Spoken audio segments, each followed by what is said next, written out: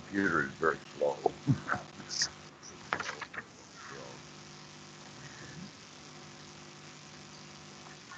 Is there also a buzzing in the background for you on the audio?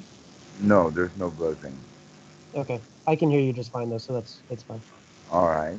Um, yes, based upon your questions about simplicity, um, there there are at least two places that I know of to where the Buddha talks about that it's not that the teachings of the Buddha are so profound and so deep that and so on one occasion he chastised Ananda because Ananda uh, had kind of announced that he really understood the teachings of the Buddha, most specifically through Paticca and yet at that time,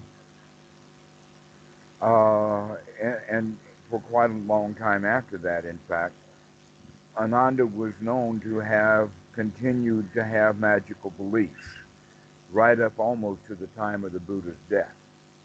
Since Ananda is saying that he knows Paticca, that's almost a joke to the Buddha. And so that's when he told him that it was profound, that it was deep. Okay, on another occasion, in fact, right after the time of the awakening under the Bodhi tree, the Buddha said, why bother to teach this? Because no one will understand it. It's too deep. It's too profound. Okay. Okay? I'm sure there are other references to that. And that actually part of the joy of the Dhamma is learning to put things together so that you know that this is correct and is part of the Dhamma and fits in with the overall package. One gains great joy through that.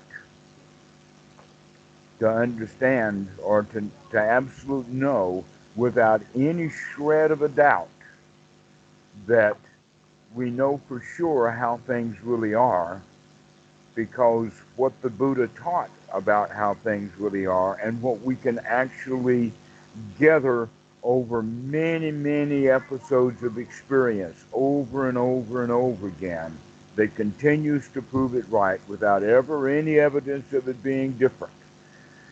And in that gains a joy, almost the winning of the Dhamma, as it were. Okay, so this is Okay. what I would like to start introducing to you.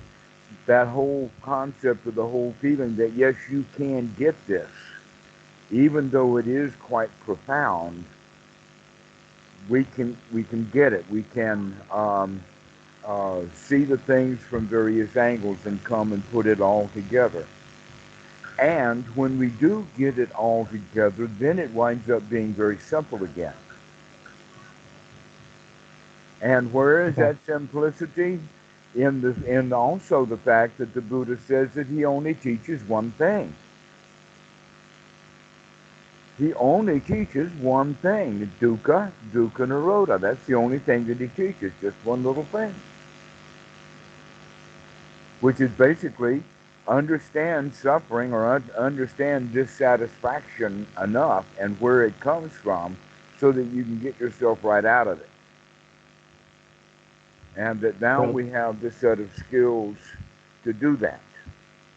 Okay, so that's the whole point then. And so that point of then gladdening the mind is that moving from being in a state of dissatisfaction into the state of being in a state of satisfaction. And there are many, many different words we can use to describe it.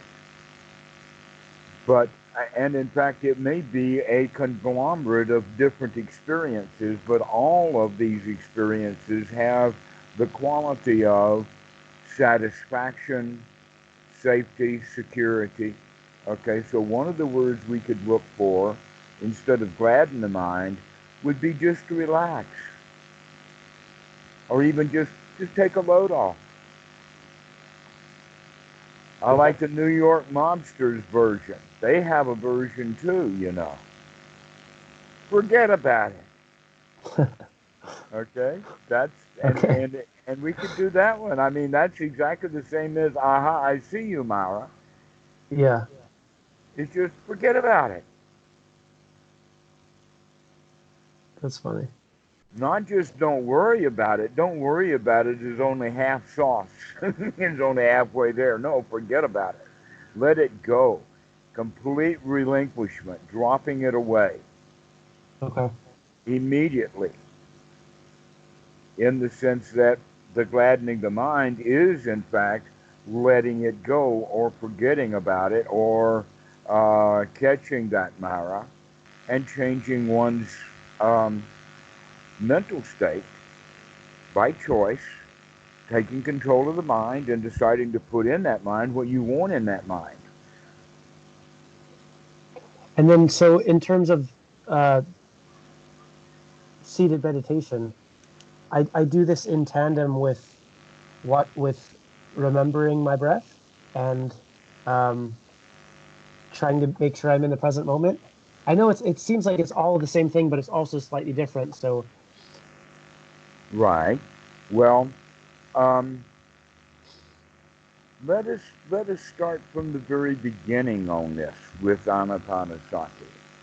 Back before the time of the Buddha, there were meditations that, in fact, the Buddha had jhana nailed when he was a teenager, and he had the four jhanas and the higher stuff done while he was out trouncing around for 6 years. Okay.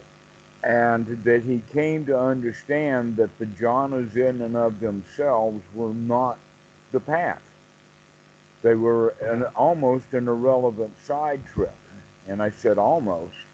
It's because the development of the skills that one needs to do jhana, those same skills become quite handy when it comes to doing the real work of liberation.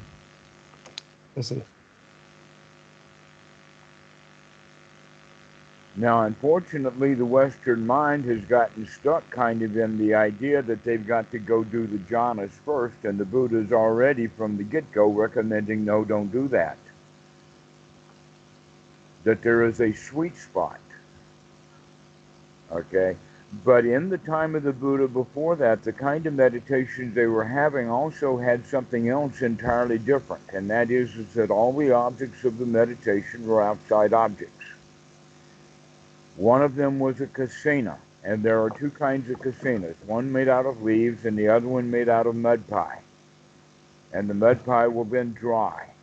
And so the casino watcher will look at this casino um, and then close his eyes and try to reproduce it.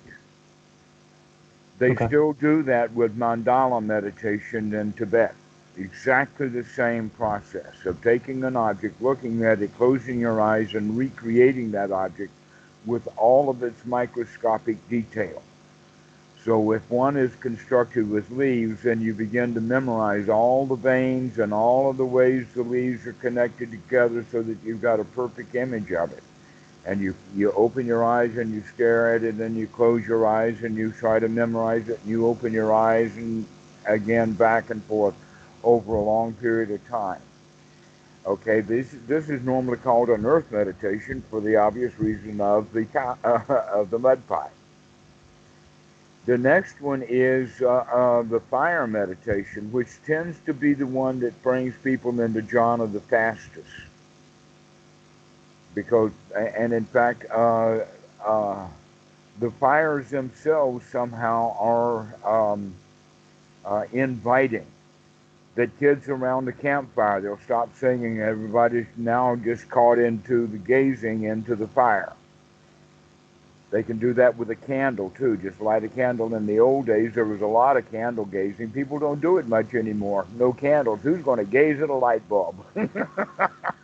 Burn your eyes out. The other one was the water meditation, and Hermann Hesse wrote about that in his book Siddhartha, where Siddhartha wound up being the boatman listening to the river, Yeah, I remember being that. with the river. Okay, the water meditation. There's also sky meditations or air meditations that have given us things like astronomy and astrology and even weather. But in the old days, they were just stargazing all night. They didn't have anything else to do. Okay, and so their minds would go into all of these altered states because of these objects. What the Buddha did was he turned things inside out.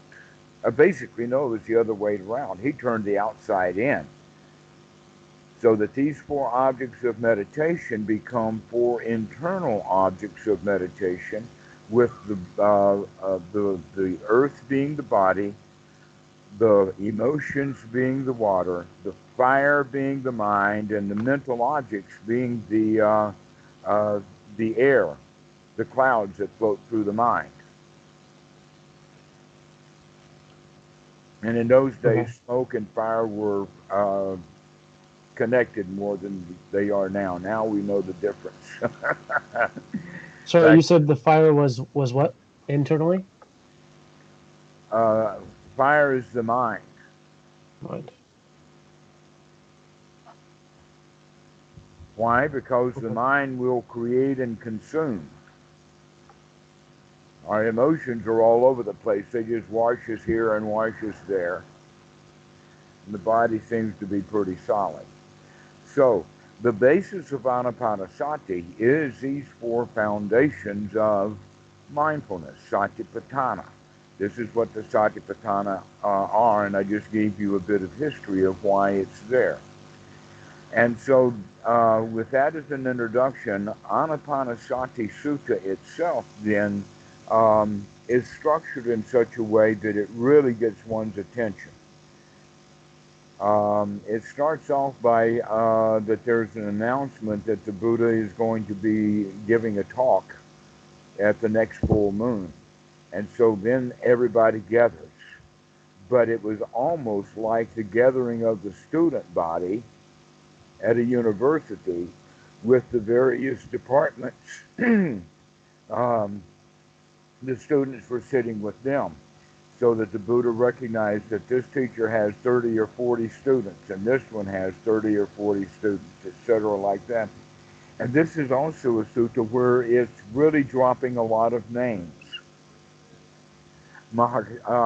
Kachana Sariputta, Mahamagala, Chana, many monks are listed there in the Anapanasati Sutta to show basically the value and the worth and the importance of this sutta is nailed right off the bat, that this is the entire congregation of the University of Buddha at that time. And so then he talks about the various groups in that student body in the sense of there are monks here who have done the jhanas. Then he says there are monks here who have been doing the Brahma Viharas, including the Metta, Karuna, Mudita, Upekkha.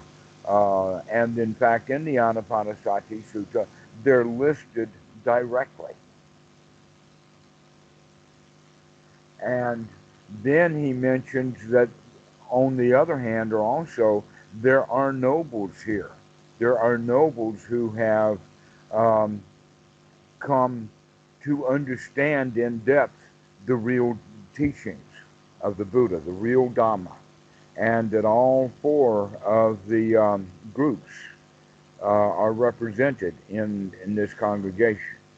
And then he turns to Anapanasati and begins to say with that announcement that Anapanasati, if you practice it, will gain you great fruit, great benefit.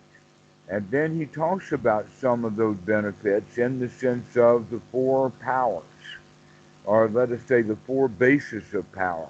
And the powers, in fact, are the words that I use quite a lot, and that is satisfaction, security, safety, uh, the feeling of being powerful. being strong, being capable of doing. And so this is what this Anapanasati practice is literally about, is to transform the mind from the mind of a child into the mind of a fully grown, mighty warrior adult, mentally. So that's what the practice is all about. And this is why it actually is an issue about training the mind to take control. Because the child is a victim. The child wants mommy to help him. And the child does not like it a lot when school comes by and it says, no, you've got to learn the ABCs. Your mommy won't do it for you. And we resent that. But this is a way of saying, no, I will indeed take control of my life because I want to, because I can, because not doing it is not up to my scratch now. It's not up to my baseline. Now that my standards for myself are raising higher and higher, I recognize in the old days I didn't stand up to my own standards. This is, in fact, on a side note, is one of the reasons why the Buddha recommends staying out of our own past. Is because our standards are higher now, and we're bound to find things that we don't agree with, and then we'll feel bad about it, thinking that that's me, when in fact it's not. You're a different person now. So stay out of the past. Okay. That's, in fact, why the past is understood to be the hindrance, the biggie hindrance of all, is dwelling in the past, thinking about the past, longing from the past. Because, in fact, if you recognize somebody, for instance, just sitting in meditation, because they sat down for meditation with the idea that I'm going to stay here until the bell rings or the cow comes home or whatever, and then they start wanting something, they start thinking about it. In fact, one of the qualities that's well known is called the Vipassana romance. Do you know about the Vipassana romance? I don't know about it. No. Okay, well, people go to a retreat. This guy goes to a retreat, and across from him over there is a cute looking girl. So now he starts thinking about, when at the end of this retreat, I'm going to go introduce myself, right? So now he's not doing Vipassana, he's doing romance. And there's going, okay? So every time he thinks about that girl, and then she left Yeah. before he got a chance to talk to her. And so now the rest of the retreat, it's him feeling bad. So the first half of the retreat, he wanted her, and the second half of the retreat, now he's feeling remorse and remorse because he didn't get what he wanted. But that's very common. It's a good story to tell, because it's not just the girls at the retreat that we want. It's just everything that we can think of, Yeah. especially if it's in the past. Every car you've ever owned will come up. Now, that may not be for your age, but someday there will be the point in where you can recognize, I've had 10 or 20 or 30 cars by now, and I miss every one of them. Wish I had it back again. So, um, staying out of the past, because it's a hindrance. In fact, the quality of the mind is really based upon understanding of what the hindrances are. And so next Okay. time we'll talk a whole lot about the hindrances, but the important thing is um, to understand that more than likely, when you first remember to watch the breath. Hmm. Now, somebody will say, well, wait a minute, I'm going to sit down and I'm going to watch the breath for the rest of the hour, and then I'm going to forget about it. And then tomorrow or the next session, I'm going to come back and I'm going to remember the breath and I'm going to watch it, and then I'm going to forget about it. Well, actually, what we're thinking about here is that sitting down in seclusion is merely to get us started in the habit of watching the breath, because normally we don't. That most people, they say, will breathe somewhere around 12 to 14,000 breaths a day. Okay, how many of them are you going to be mindful of? Well, first off, we need to find out what kind of breathing do we have normally, because one of the things that is well known is that meditators over time, their breathing slows down so that they don't breathe at the rate of most people do, which is about 20 breaths a minute. That's where you get that 14,000. But when you're down to less than 10 breaths a minute, now you're down to significantly less, down to maybe 5 or 3,000 breaths a day.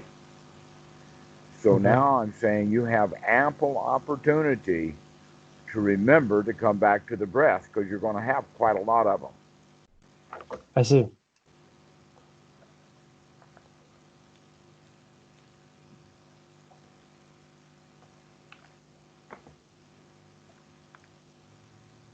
Because every breath that we take that's automatic, that's done by the reptilian part of the brain back in this area, is probably a breath that's based in the emotional situation of that part of the reptilian brain at the moment,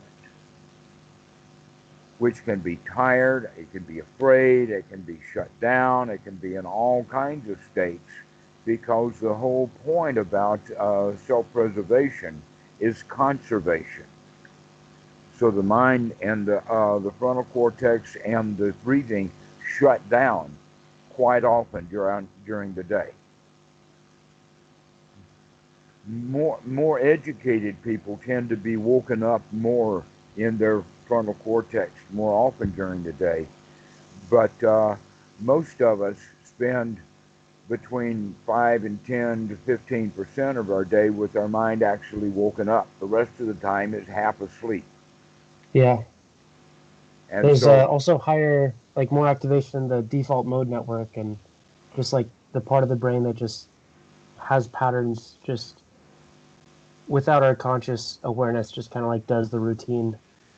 exactly. And so, what we're going to do is we're going to take that routine, at best, put it on steroids. Okay. Okay, we're going to take that routine away and we're going to start making it conscious, so that more and more of the breathing that you do during the day is going to be conscious. More and Okay. more of the breathing that you're going to do during the day, which means you have to wake up, you can also at that point in time change your mental content from whatever it was into this present moment. Right.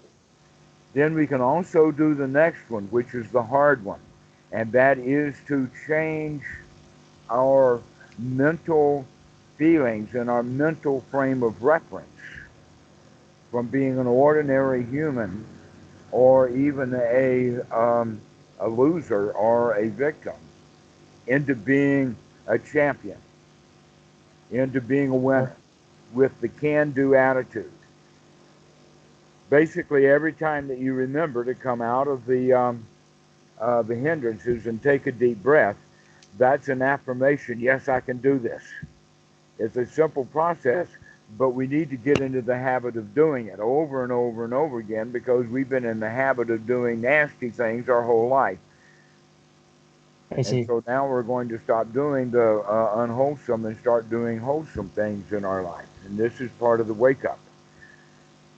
Okay, so this is basically the sitting down and practicing Anapanasati has a major value to it, and that is that by being secluded from the outside world in general, and we close our eyes and we sit in a quiet place, that will keep the world itself from impinging upon us. It's very difficult to do this kind of work while we're out in public, Hmm. out shopping, for instance. Grocery shopping and anapanasati mix only when the person has anapanasati firmly established. Before that, we need to get out of the grocery store and out of the bank and away from that stuff, so that we can come to only dealing with remembering to keep the mind free from things that are not here now. Okay. So that's the basic practice. Now, this is of great fruit and that the Anapanasati practice follows the four foundations of mindfulness, and that each one of these foundations of mindfulness has four qualities to it. You could begin to say that, and in fact, it's very handy for students to understand that two of them in each group are for the beginner, and two of them are more advanced.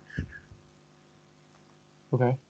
An example of that would be that doing the long breath and then experiencing the body would be something that the beginner would do. Then later the short breath, working with the short breath and also working with the relaxation of the body would be a more advanced. Same Okay. thing with the feelings, that we begin to develop sukha and piti early, but then later we begin to develop the quality of the deep dive, and then to see the connections between the mind and the feelings. There's a connecting point. The mental conditioner is what it's called, of how this stuff works. In the mind, the first thing that we want to do is to wake up, sati, gladden the mind, but then a little bit later we work with freeing the mind as well as gathering the mind's factors together. Also, Okay. in the last stage of Anapanasati, step 13 and 14 would be to see anicca, in the sense of watching the fact that we live in a turmoil. I mean, really, there is just so much going on all the time that we're missing out on. But we tend to then we tend to catch on to a few things that are in turmoil, and then we get all upset about that turmoil, and then missing out on a whole lot of other things we could get upset about in turmoil. Or the better thing to do is just let it all be in turmoil, because you can't do anything about it except be upset. In fact, upsetness is kind of a turmoil all on its own. And so this is what we mean by anicca, and also we can see the calming process of bringing that down. So the anicca is what the mind is doing on a regular, constant basis that we're calling hindrances. It's like clouds that go floating through the sky. Okay. But the Okay. sky itself is the mind in that way, or the fire is like, is it bright? Is it dark? Is it overcast? Is it cloudy? What kind of condition is the mind in would be a way of looking at it that way. To where anicca means everything, whatever's in the mind, it's just floating through. And that we can bring that upsetness out of it, the hindering part out, so that it can fade away, can die away. Okay. And then the last part of it for the more advanced would be the actual cessation, or the dying off and relinquishment of the complete letting go. But actually, in the beginning, we do a whole lot of relinquishment. In fact, relinquishment happens in stages. And what I mean by stages is basically, in the beginning, relinquishing, we have to almost kind of throw it out, to throw it out. Okay? Later, it is really easy, kind of the distinction between, let me see something, I'll get this, okay. Holding something like this and letting it go, it's still there. But holding it like this and letting go, and now it's gone. So now it's a whole lot easier to do. Okay. Then, Okay. okay, and then the third stage would be like, real relinquishment is when it didn't come back. It didn't come. There's nothing to let go of. So there are progresses to be made along with the path of Anapanasati, but that the primary understanding from it is that we're developing skills. Okay. And the skills that we're developing are named in the Eightfold Noble Path And so this is how the Eightfold Noble Path with the Satipatthana work with Anapanasati. And so the sutta says that Anapanasati is actually practiced for the fulfillment of the Satipatthana, so that we really begin to take control over the mind. We take control over what objects are going to be there. We take control over the body. We take control over our feelings. We manage this thing as a unit, as a working machine, rather than a set of parts that don't work very well together. I see. Okay? And then we practice Anapanasati for the fulfillment of the four foundations of mindfulness, so that we practice the four foundations of mindfulness for the fulfillment of the Sambojana, the seven factors of enlightenment. Okay. Okay? Now, there's a confusion there, because in the Satipatthana Sutta, in this part of the Satipatthana Sutta, it actually starts talking about the Eightfold Noble Path. But in the Anapanasati Sutta, it's talking about for the fulfillment of the Sambojana. Now, what we mean here is that the seven factors of enlightenment, the seven factors of actual awakening, are also these very skills that do need to be developed, that are presented as the Eightfold Noble Method or the Eightfold Noble Path. So the Eightfold Noble Path or Eightfold Method, when it's practiced correctly, its fulfillment then is the Sambojana, the factors of enlightenment. Okay. Does that make sense? Yeah, I think so. Okay, if you can understand that, then everything seems to fit together, because that's one of the big problems or confusions is why is the Sambojana there at this point, and why is it not everywhere else? Okay, everywhere else is because that's the method, but the fulfillment itself are now it's no longer a method, it's the fulfillment itself. These are the factors. But I guess see. what? The first factor of the Sambojana is sati. Right. And what does that mean? It means that it's an enlightenment factor when it becomes unremitting. Okay. Unremitting means it keeps coming back and coming back and coming back and coming back.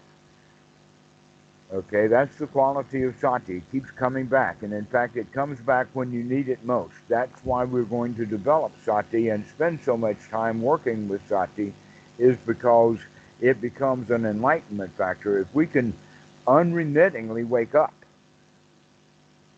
then we can unremittingly investigate and do one's right view to see what's going on, to know what it is. Then one's right effort kicks in, but when at the level of enlightenment factor, it's no longer effort, it's energy now.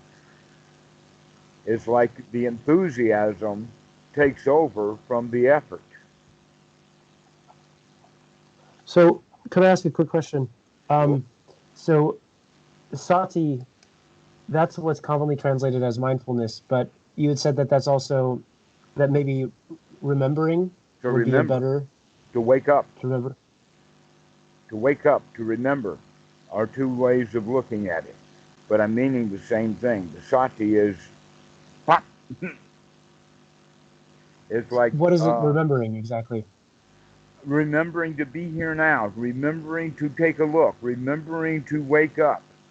Okay, like Okay, the bed analogy, remembering that you're not just waking up to see that you're in bed, you're waking up enough to get out of bed. that's right. Okay, so in this case, Okay, we're waking up enough not just to see the hindrances or to see the ordinary mind, we're going to wake up enough to get out of it, to take that okay, right effort. So sati and effort work together. But when sati becomes unremitting, then the effort becomes very easy. It too is unremitting, but now it's no longer effort. Now it's energetic. Okay, okay. and along with that comes joy.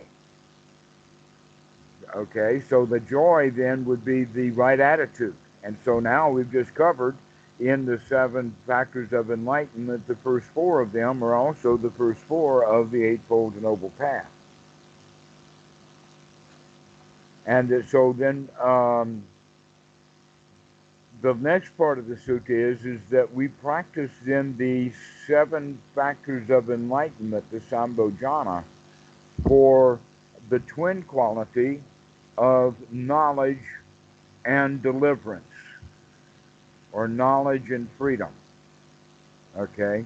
An example of that is that when the prisoner finds the hole in the fence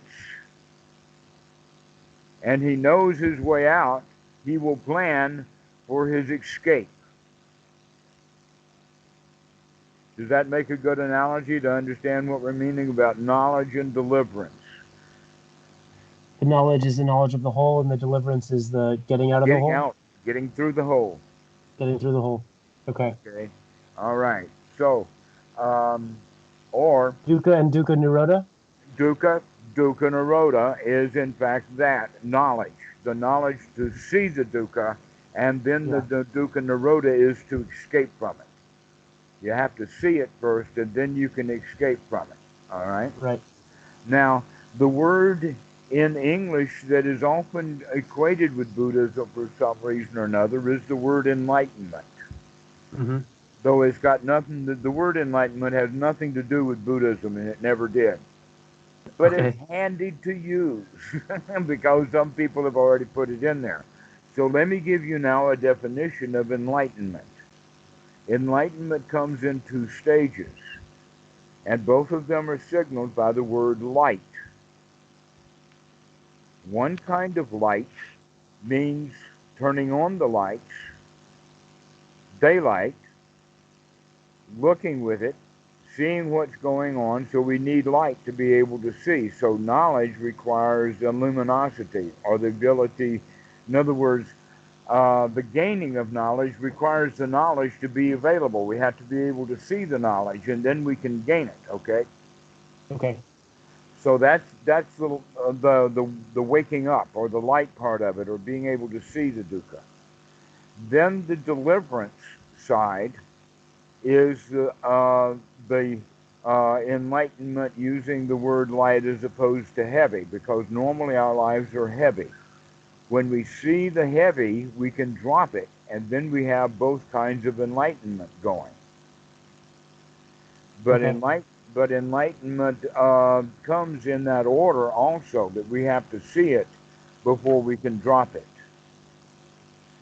And that the actual path of nobles, which I've just spoken about just a tiny little bit, the path of the noble also has that quality of it, in the sense that the Sotapan is the one who has the knowledge.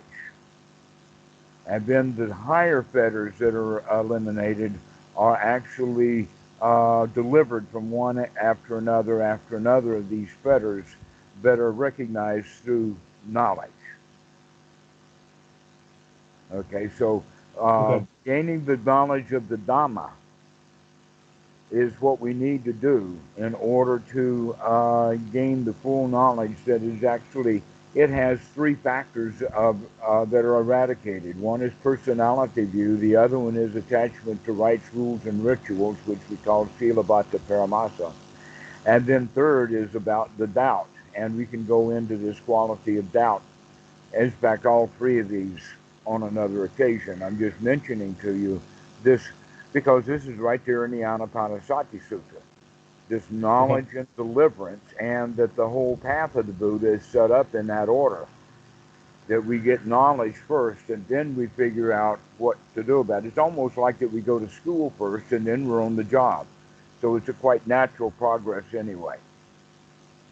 So is this related at all to? I've read in like books and heard from talks that awakening is when you have a mix of the samatha and vipassana in the right amount, where when you have enough samatha or samadhi, I don't know if I'm using the right term, and then you have insight into non-self, then that's what awakening is that similar to like seeing the dukkha being like the capability of seeing the dukkha to be like the samatha, and then the dropping it to be like vipassana, or no?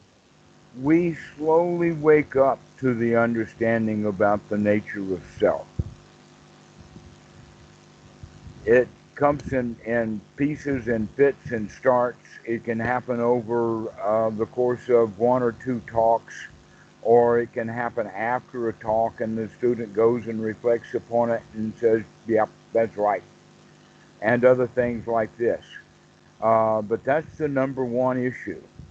The number one issue is, can we get the mind cleaned out enough so that we can take a good long look at what's really going on inside, so that we can come to the conclusion that whatever's going on inside, it ain't me. And that's hard to come by because almost everybody is attached to me in the sense of personality.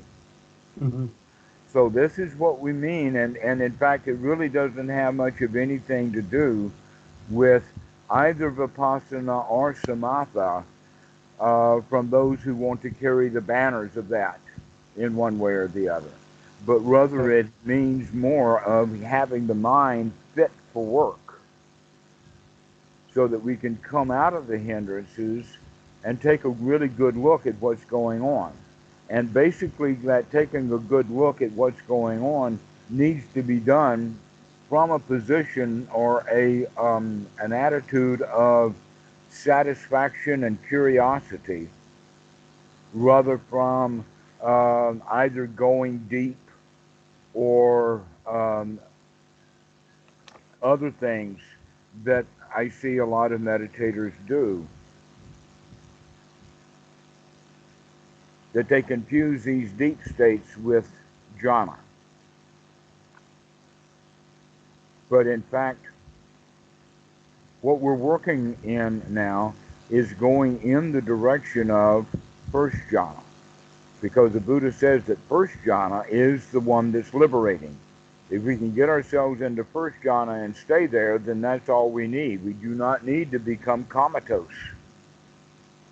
Okay. What we need is, we need to be happy. We need to be liberated. We need to be able to control our feelings to the point that we can gather the factors together that are known as the first jhana factors, which we'll talk about next time. Okay. But for right now, staying with this overall view of Anapanasati is that it's actually quite a complete practice. And that basically I've only given you just here and there a bit and piece. I've given you step 9, and I've given you step 10, and basically step 1. But I've also been hinting at step 5 and 6. And we'll go into those a little bit later. But also understanding that the mind, the mind's normal condition is to be in a state of wandering. Yeah. This is what we mean by anicca. That anicca is that the mind is in a state of wandering, and that in a way is a kind of restlessness. It's just wandering around. An analogy that the Buddha used at one time was that he saw a dog that, unlike all of the other dogs that the monks had around, um, that this dog, when it would lay down, it wouldn't stay long. It would lay down and then it would stand up and it would circle around a bit, and then it would lay back down in the same hole that it kind of gotten used to being in, and it wouldn't stay long, and then you get up and it would walk around again, okay? And the Buddha says that dog is your teacher because that's exactly how the human mind works. It cannot settle down, okay? So this is what we're looking at is that we are going to settle down.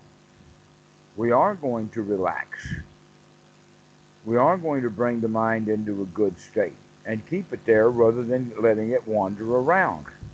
So we're going to keep the mind in wholesome state, because just a general wandering around is an unwholesome state for it to be in. So we're going to bring it to heal, settle it down, give it something that's really useful to do, like look at what's going on around you, inside and out. That's the here now, is what's going on right now. And it is vast. And the more you begin to pay attention to it, the more vast it appears to be. Especially if you don't focus on any particular object, but you just let things move, not in the mind, but let things move in your sensory awareness so that you're kind of aware of many things.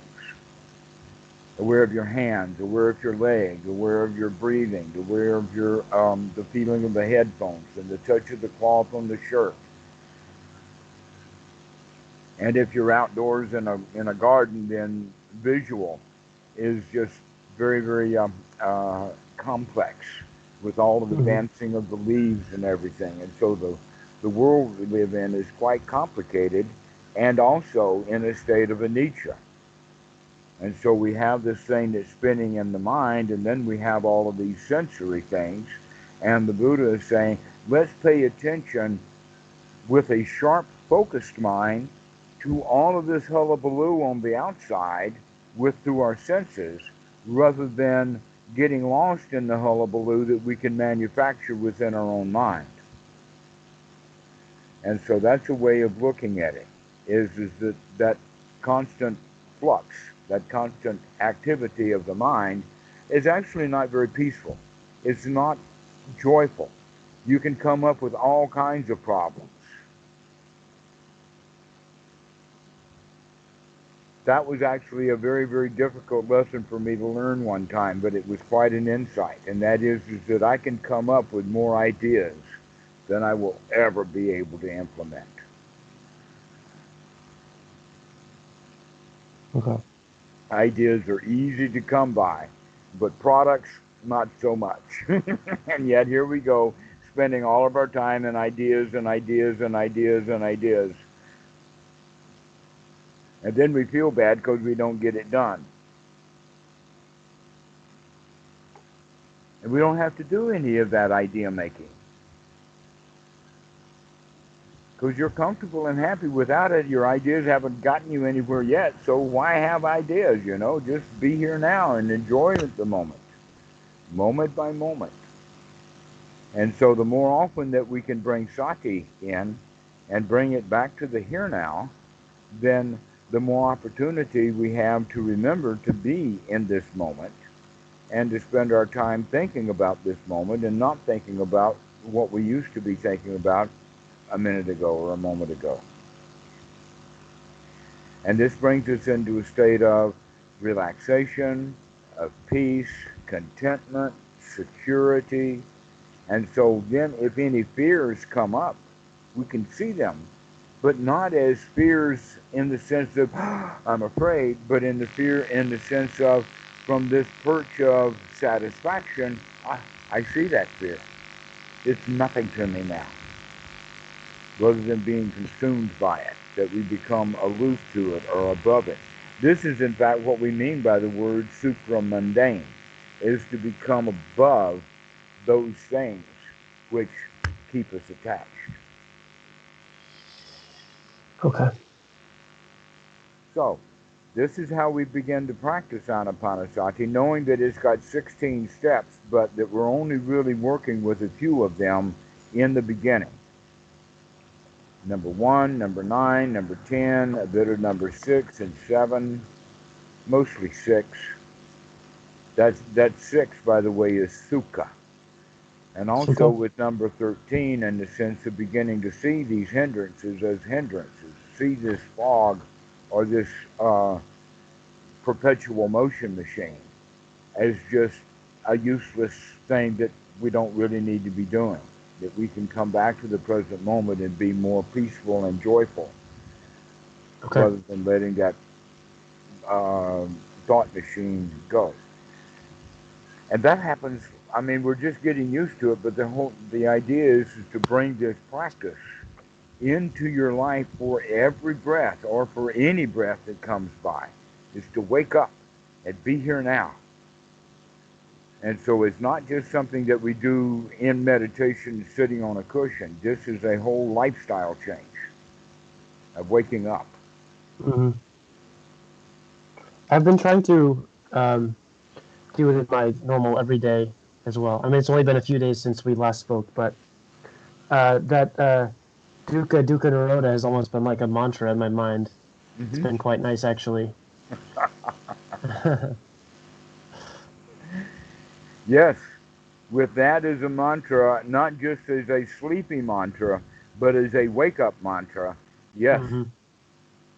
to wake up, be on alert, see what's Yeah. going on.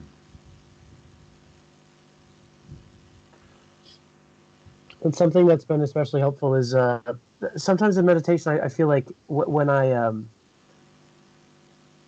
try to get in these states of just like letting go, it can be very tiring where I almost feel like I'm falling asleep. It doesn't feel like I'm waking up, right? It feels like there's just less happening.